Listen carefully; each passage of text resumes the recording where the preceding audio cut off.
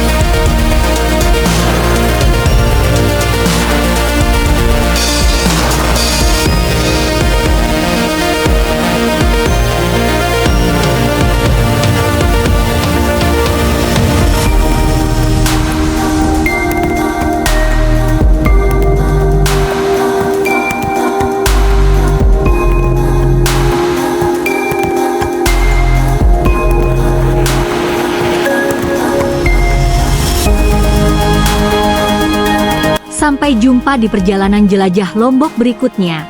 Jangan lupa subscribe, like, share dan komennya. Terima kasih.